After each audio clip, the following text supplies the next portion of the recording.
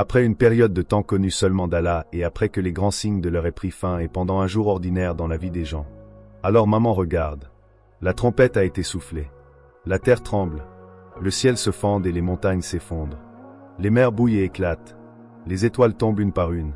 Tout le monde est dans un état de panique et de chaos. Le jour où une personne fuit son frère, sa mère et son père. Le jour où la mère abandonne son enfant et s'enfuit, un frère se détourne de sa sœur. Tout le monde crie moi-même. Moi-même.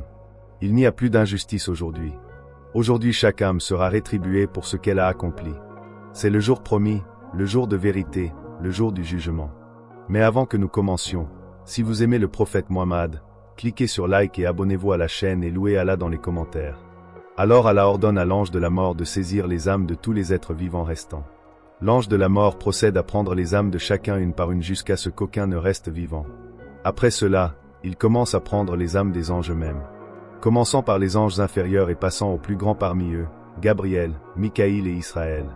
Une par une leurs âmes sont prises jusqu'à ce qu'il ne reste que l'ange de la mort lui-même debout seul dans le vaste vide attendant le commandement final de son Seigneur. L'ange de la mort dit d'une voix fatiguée. Mon Seigneur, il ne reste personne de vivant sauf moi. Allah le Tout-Puissant dit, meurs ô ange de la mort. L'ange de la mort dit, par ta puissance et ta majesté, si j'avais su que saisir l'âme était si sévère, j'aurais imploré que tu ne m'assignes pas la tâche de prendre les âmes de ta création. Un silence complet enveloppe tout. Les portes des cieux et de la terre sont fermées. L'univers est vide. À qui appartient la domination aujourd'hui? À Allah, l'un, le dompteur. Applaudissements, alors Allah ressuscite Israël une fois de plus et lui dit, souffle la trompette encore une fois. Le son de la trompette se fait entendre pour la deuxième fois. Les âmes retournent tout à la fois dans leur corps. Et toute l'humanité, d'Adam au dernier-né, se lève, secouant la poussière de leur tête. Le jour où ils sortiront des tombes rapidement comme s'ils couraient vers un but, tu entends les voix des pécheurs. Malheur à nous qui nous a élevés de notre lieu de repos. Les croyants répondent, c'est ce que le plus miséricordieux a promis et les messagers ont dit la vérité. Et au milieu de cette terreur, des scènes mystérieuses et terrifiantes apparaissent. Qui sont ces femmes portant des vêtements de feu, brûlant leur corps en courant et en criant? Qui sont ces hommes avec du sang coulant de leur bouche alors qu'ils courent parmi la foule? Et qui sont ces petits êtres se déplaçant entre les pieds des autres comme de petites fourmis? Question sans réponse. Chaque scène détient un secret des secrets du jour du jugement. La terre est changée en une autre terre, une terre blanc pure sans repère pour personne.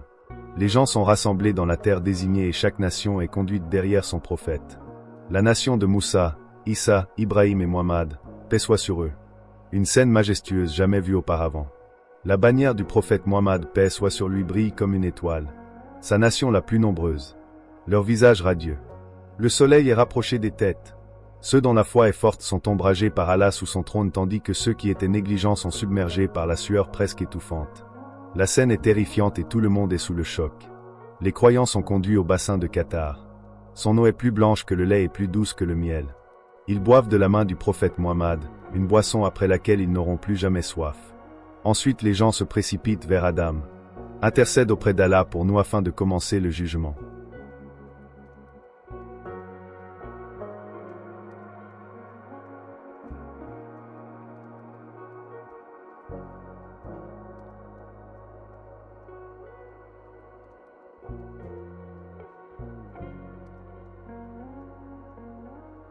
Il dit moi-même, puis Danoé, puis Ibrahim, puis Moussa, puis Itha, paix soit sur eux tous.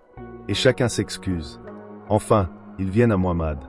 Ils se prosternent sous le trône. Et Allah dit, ô Muhammad, relève la tête et demande. On te donnera. Il dit, ma nation, ma nation. Ici la miséricorde d'Allah descend sur quiconque il veut. Et le calcul commence. Les livres des actions volent dans les airs. Chaque personne attrape son propre livre. Ce sont les livres des actions. Aucune action, grande ou petite, n'est laissée non écrite. Ceux qui reçoivent leur livre dans la main droite seront joyeux, disant, venez lire mon registre. Mais ceux qui reçoivent leur livre dans la main gauche seront tristes, disant, oh, si seulement je n'avais jamais reçu ce livre, jamais su ce que j'ai fait. Différents visages et sentiments apparaissent. Voici le jeune homme qui a été sauvé du châtiment de la tombe dans l'épisode précédent. Maintenant il reçoit son livre dans sa main droite et semble heureux. Certains secrets commencent à devenir clairs. Les femmes qui ont été élevées avec leurs vêtements brûlants sont celles qui avaient l'habitude de montrer leur corps de manière indécente et de causer des problèmes. Les personnes qui ont été élevées avec du sang coulant de leur bouche sont celles qui ont pris intérêt, riba, et les droits des autres. Ceux qui ont été élevés aussi petits que des fourmis sont ceux qui étaient fiers et arrogants sur terre. Pensez-vous que nous vous avons créés pour rien et que vous ne reviendriez pas à nous? Les anges commencent à appeler la nation de l'islam. Ils sont la première nation à être jugée. Il y a 2 types de jugements. Le premier type est facile. Ce sont les bonnes personnes qui ont fait de bonnes actions dans la vie et ont suivi les règles d'Allah. La miséricorde d'Allah les couvre et leurs bonnes actions sont plus lourdes même s'ils ont quelques péchés. Le deuxième type sont ceux qui ont désobéi à Allah et ont fait de mauvaises actions. Ils seront interrogés sur leurs actions en détail et quiconque est questionné ainsi sera en difficulté. Le jugement continue pour des milliards de personnes. Il y a différentes situations. Pour certaines personnes leurs bonnes actions sont plus et pour d'autres leurs mauvaises actions sont plus. Certaines personnes seront couvertes par Allah et non exposées. D'autres seront exposées pour leurs mauvaises actions. Certains groupes passeront sans aucun jugement à cause de la miséricorde d'Allah comme les patients. D'autres groupes ne seront pas interpellés par Allah comme les athées et ils sont perdus. À la fin de cette scène, après que le jugement soit terminé, vient l'étape suivante, traverser le Sura. Que se passera-t-il ensuite? Quel est le but du Sura après le jugement? À quoi ressemble le paradis et quelle est sa joie? À quoi ressemble l'enfer? Et quelle est sa douleur? Quelqu'un restera-t-il en enfer pour toujours ou y a-t-il espoir de partir? Attendez-nous dans la partie 2 pour continuer le voyage.